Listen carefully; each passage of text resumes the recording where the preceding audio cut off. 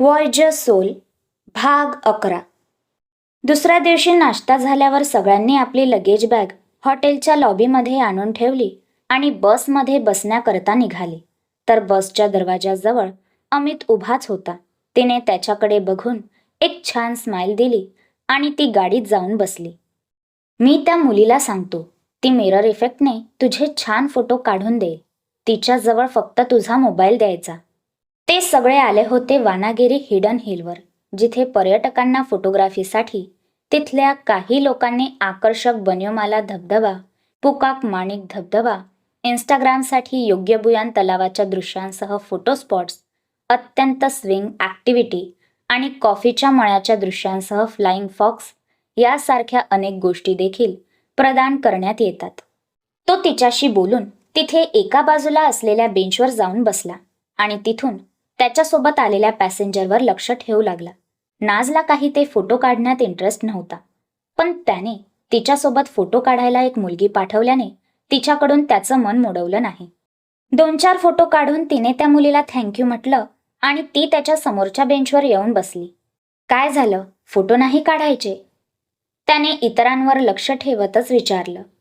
झाले, फोटो तेवढे भरपूर आहेत आणि खरं सांगू का, तर मला ना हे फोटो वगैरे काढण्यापेक्षा हे सगळं डोळ्यात भरून घ्यायचं आहे, अगदी कायमसाठी. तिने समोरच्या टेकडीकडे बघत म्हटलं. त्या टेकडीकडे आणि पाण्याकडे बघत तिच्या चेहऱ्यावर एक सुंदर अशी स्माईल आली होती, जी तिच्या सौंदर्यात अजूनच वाढ करत होती. पण तिचं हे असं बोललेलं न कळून त्याने त्याची मान किंचित हलवत तिच्याकडे कान तिरपा केला. सॉरी. अरे काही नाही, मी कधी फिरायला नाही गेले ना, आणि पुन्हा कधी जाऊ शकेल की नाही हे पण माहीत नाही. त्यामुळे आज जे आहे ते जगून घ्यावंसं वाटत आहे. अमित, प्लीज माझा फोटो काढून दे ना. वृषालीने अमित जवळ येत त्याचा हात पकडून थोडं लडिवाळपणे म्हटलं. ॲक्च्युली मला चांगले फोटो नाही काढता येत, पण तुम्ही म्हणाल तर मी तुमच्यासाठी कोणी अरेंज करून देतो. त्याने तिच्या हातातून हात काढून घेत नाजकडे बघत कसंनुसं तोंड करून वृषालीला सांगितलं. हे काय, मी का तुला म्हातारी वाटते? तू मला अरेतुरे करू शकतो, मी काय तुझी कंप्लेंट नाही करणार. तिने खोटं खोटंच राग दाखवत म्हटलं. तसं त्याने त्याची मान थोडी होकारात हलवली. नाही, मी सगळ्यांशी असंच बोलतो, त्यामुळे थोडं. तो नेहमीप्रमाणे स्माईल करत म्हणाला. आता नाज उठून उभी राहिली आणि ती त्या दोघांना तिथे एकटं सोडून हिडन हिलच्या बाहेर आली. बाहेर असलेली घरं, त्या घरांच्या बाहेर ठेवण्यात आलेल्या मंदिरांचं तिला कौतुक वाटलं. तसं तिने त्यांचा फोटो काढून घेतला. थोड्या वेळात एक एक करून सगळे पुन्हा गाडीत जमा झाले. तिथून त्यांची गाडी निघाली. अमित सर, हे प्रत्येक घराच्या बाहेर जे छोटं देवघरासारखं दिसत आहे ते काय असतं? गाडीत नाज आज त्याच्या मागच्या सीटवर बसली होती.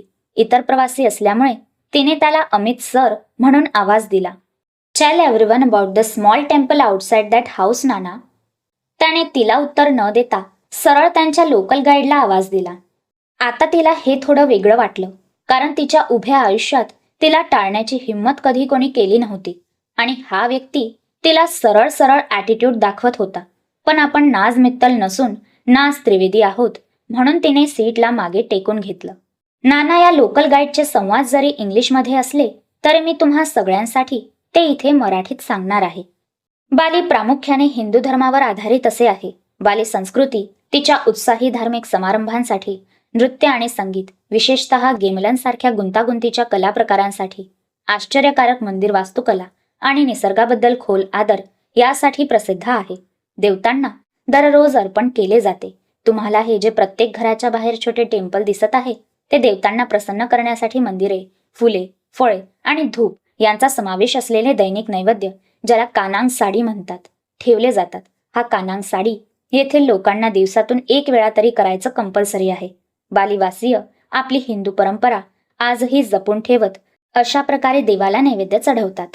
पण मग हे देवघर तर खाली दिसत आहेत. वृषाली तिच्या सीटवरून उठली आणि तिने अमितच्या बाजूला बसत नानाला प्रश्न केला.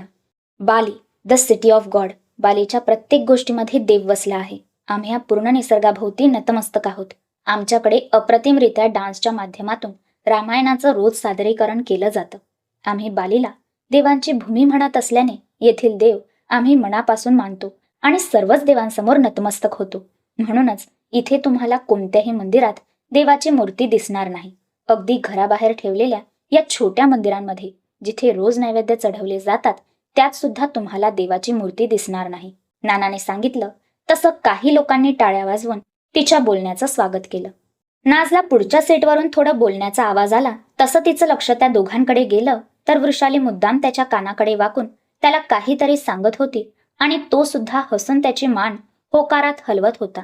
आता मात्र तिला त्या दोघांचा राग यायला लागला, पण खरा राग तो फक्त अमितचाच होता. थोडा वेळ पूर्वी त्याने इग्नोर केलेलं आता जास्तच मनाला टोचायला लागलं.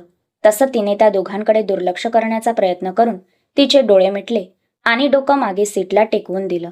गाडी थांबली तसं एक एक करून आता सगळे खाली उतरायला लागले. नाजने बघितलं तर तिच्या पुढची सीट रिकामी होती. तसं ती सुद्धा आता खाली उतरायला लागली. खाली उतरतानाही तिला अमित काही दिसला नाही. तिने तिची नजर आजूबाजूला फिरवून त्याचा शोध घेण्याचा प्रयत्न केला, पण व्यर्थच. तेवढ्यात नानाने तिच्या जवळ येऊन तिला कोणत्या दिशेने जायचं आहे ते सांगितलं. तिथे थोडा पाऊस चालू असल्याने नानाने तिला कलरफुल असा मोठा अंब्रेला सुद्धा दिला. नानाने सगळ्यांना एका बाजूला जमा करून त्या मंदिराविषयी माहिती द्यायला सुरुवात केली.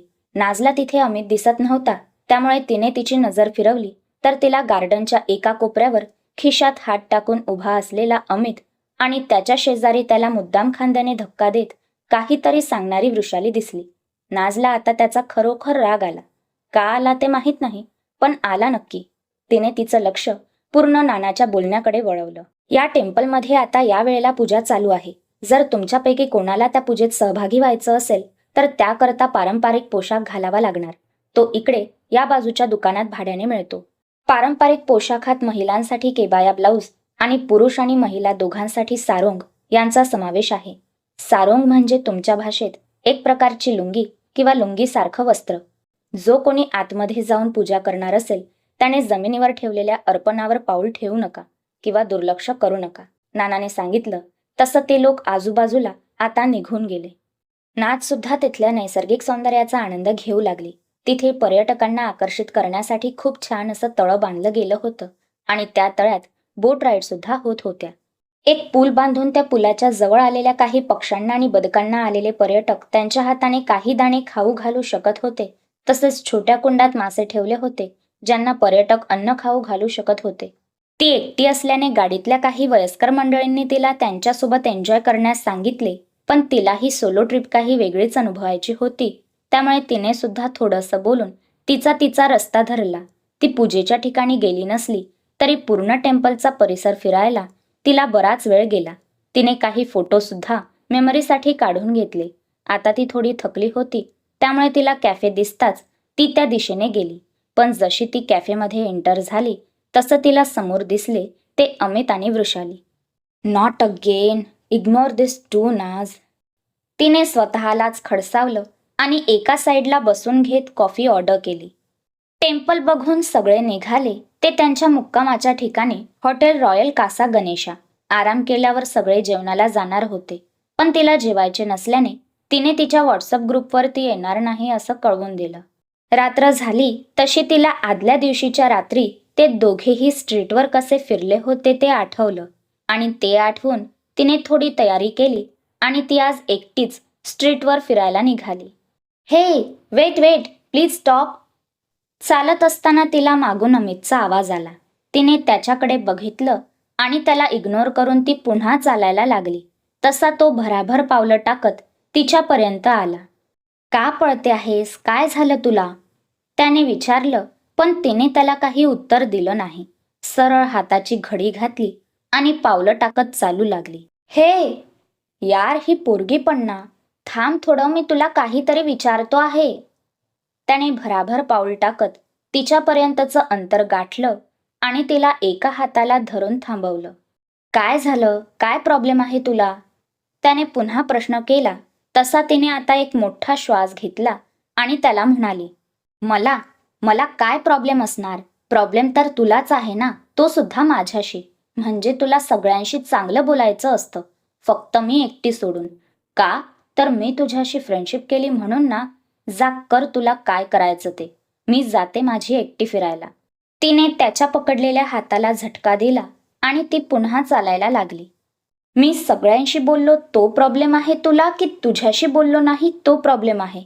त्याने पुन्हा तिला थांबवलं आणि इकडे तिकडे बघत तिला प्रश्न विचारला. आता मात्र तिची नस तडकली आणि ती त्याला रागारागात म्हणाली, तुला काय करायचं आहे? मी तुला काही त्रास देते आहे का?